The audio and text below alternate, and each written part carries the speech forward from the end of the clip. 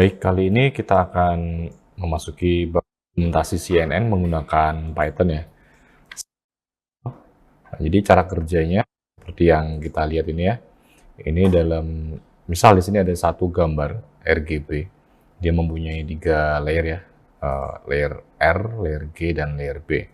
Nah, di mana untuk masing-masingnya ini akan dilakukan konvolusi untuk tiap-tiap filternya. Jadi tidak langsung semua bagian image ya, tapi hanya per bagiannya saja. Nah, contohnya seperti ini. Misal kita memiliki satu inputan gambar, yaitu gambar Tweety ya di sini. Nah, di situ maka akan kita masukkan ke dalam jaringan CNN di sini. Dia akan mengalami proses konvolusi, kemudian pooling. Di sini ada beberapa kali konvolusi dan pooling ya. Dan akhirnya pada layer terakhir, ini kita lakukan flatten layer. Jadi kita membuat menjadi satu vektor ya, vektor satu dimensi, nah, di mana nanti tiap node-nya akan fully connected atau terhubung, dan kemudian akan terhubung semuanya juga ke layer output, di mana kalau untuk contoh yang di depan ini kita untuk outputnya ada 3 kelas, yaitu ada Donald, Goofy, dan Tweety, di mana ketika kita masukkan gambar Tweety, ini jaringan akan memberikan output nilai paling tinggi, probabilitas paling tinggi di Tweety. Jadi di sini 0,7 ya. Jadi gambar yang kita masukkan akan terdeteksi atau terprediksi sebagai Tweety.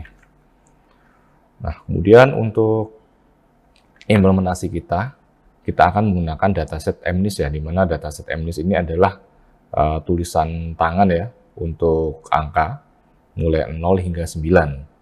Nah, ini contohnya inputnya yaitu angka 3. Nah, ini sama ya, di sini ada beberapa kali konvolusi dan fitur mapping di sini ya. Nah, untuk layer outputnya di sini akan terbagi menjadi 10 kelas. Ya, di mana kita tahu jumlah angka itu ada 10 ya, mulai 0, 1, 2, 3 dan seterusnya hingga 9. Jadi akan terbagi menjadi 10 kelas. Baik, langsung saja kita akan mengimplementasikannya ke dalam Python ya, di mana di sini kita akan menggunakan Google Colab. Nah, yang pertama kita harus mengimport dulu library yang kita butuhkan. Untuk kali ini kita membutuhkan library NumPy, kemudian Matplotlib ya, dan juga library untuk random. Nah, untuk blok kedua untuk code-nya di sini kita akan mengimport dataset MNIST, dan kita tampilkan ukuran dari datasetnya ya, dimana di sini kita ketahui ya untuk data trainingnya ini sejumlah 60.000 gambar ya dengan ukuran 28 kali 28 pixel.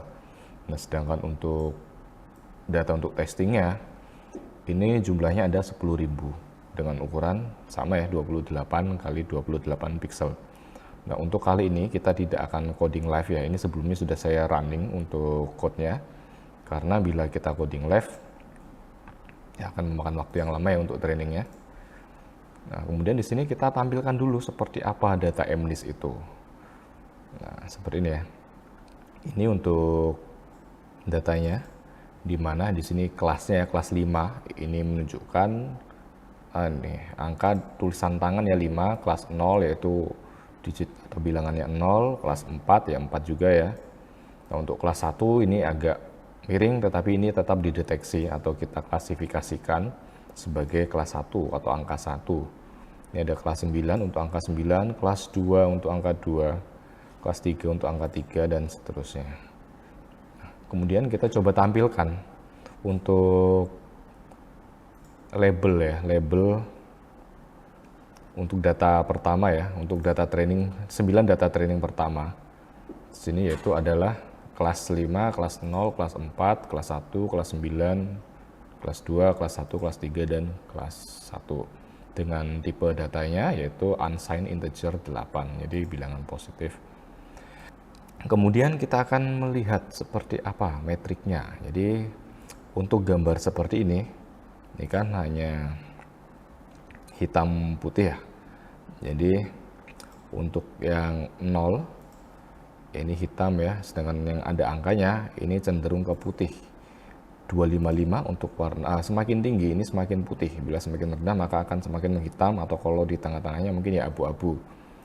Kalau kita lihat dari matriks ini kemungkinan besar ini adalah kelas 0. Nah, kemudian untuk sebelum kita training ya, kita harus melakukan reset terhadap datanya.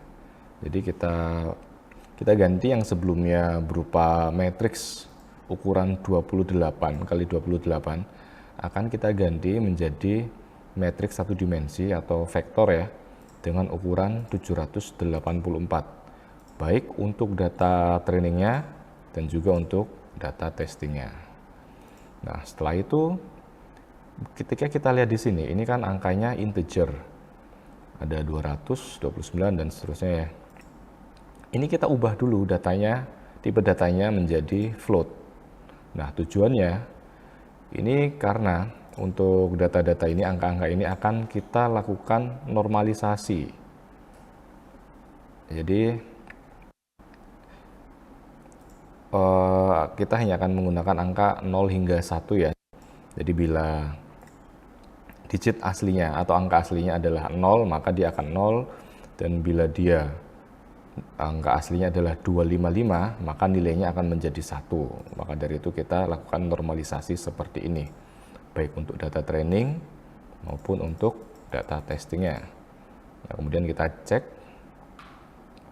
bentuk atau shape dari data training dan data testing ya, matriksnya.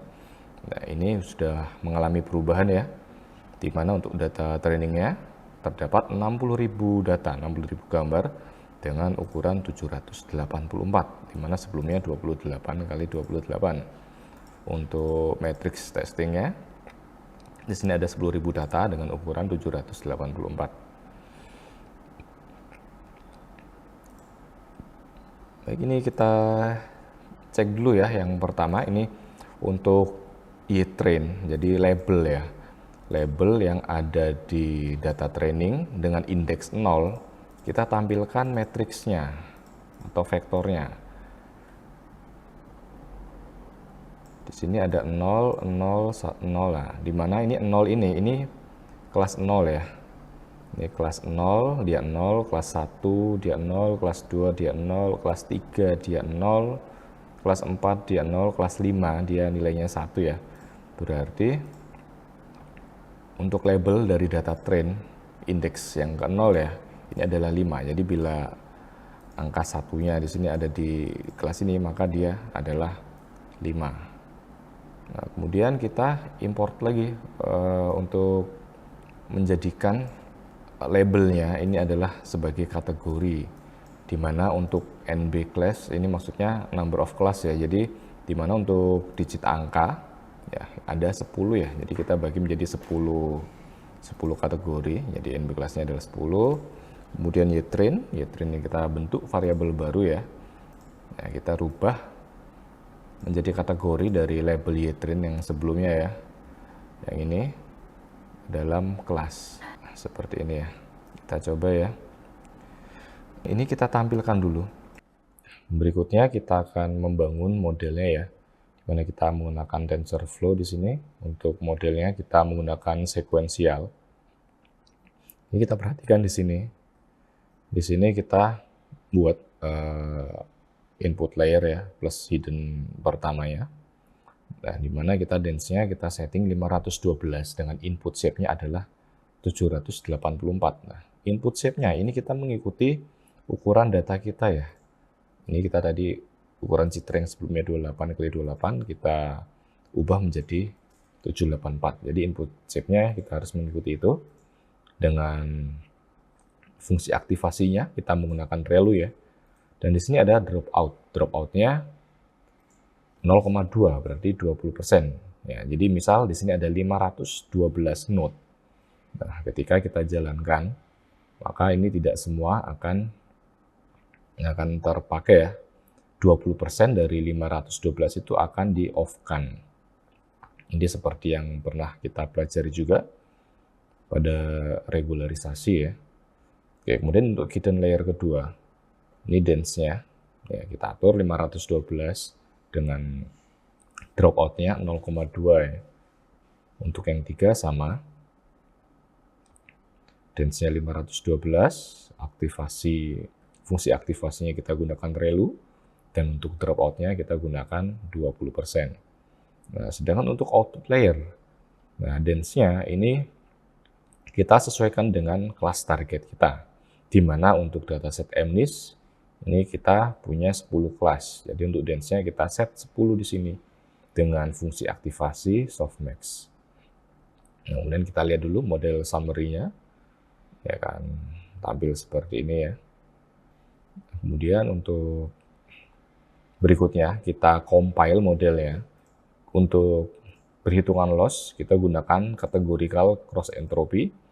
Untuk optimizer-nya kita menggunakan ADAM, dan untuk performanya kita menggunakan matriks akurasi. Nah, di sini kita lakukan fitting, kita lakukan training. Jadi model.fit ya. X-train, Y-train ya. Jadi X-train ya data trainingnya ya untuk inputannya, sedangkan Y-train itu tadi label kelasnya. Nah, ini maksud dari validation split. Nah, di mana data training ini kita bagi lagi, di mana 20%-nya kita gunakan sebagai data validasi. Kemudian untuk ukuran batch size-nya, kita setting di 128. Ini epochnya 2 ya.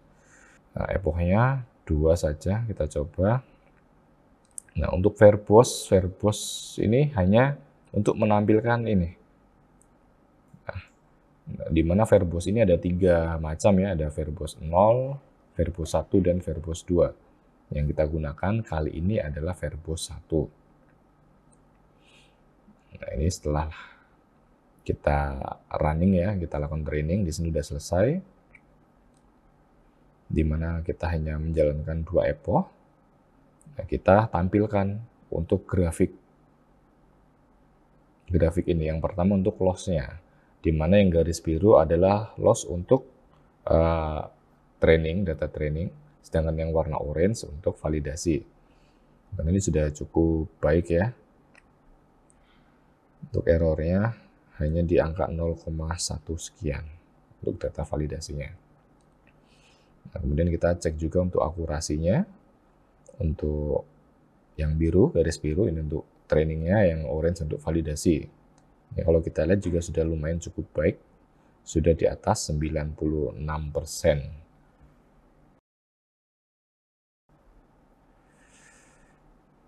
Yang berikutnya kita lakukan prediksi. Jadi untuk data testingnya, yaitu X-test ini, kita lakukan prediksi. Ya, perintahnya, komennya seperti ini ya, model.predict. Kita masukkan variabel data testingnya.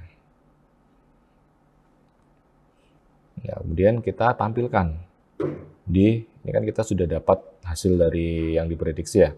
Untuk hasil yang diprediksi, indeks ke 0, nah ini array-nya seperti ini. Jadi kita lihat ya, ini nilai yang paling besar yang mana? Ini 4,367, ini kan kali 10 pangkat minus 8. Jadi kan 0,000-nya 8 kali ya, 4 sekian gitu. Ini 2,97 kali 10 pangkat min 6, ini 2,2 kali 10 pangkat min 5, dan seterusnya ya.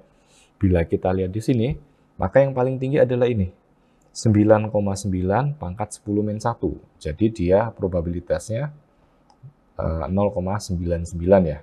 Ya, kita lihat ya, ini kelas 0, ini kelas 1, ini kelas 2, kelas 3, ini kelas 4, kelas 5, kelas 6, ini kelas 7. Oke, berarti prediksinya untuk indeks ke 0 yaitu 7. Ya, 7 ya.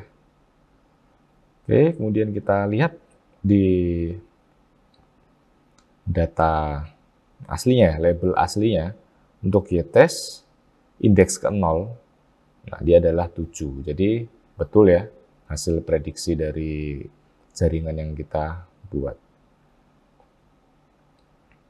Nah, kemudian kita ambil di sini. Ya, misal kita untuk ambil apa namanya? Untuk data 4 data pertama ya. Jadi di sini ada prediksinya yaitu 7, 2, 1, 0. Nah, kemudian kita lihat di sini di label sebenarnya ya, di tesnya ini, bukan di kelas prediksinya.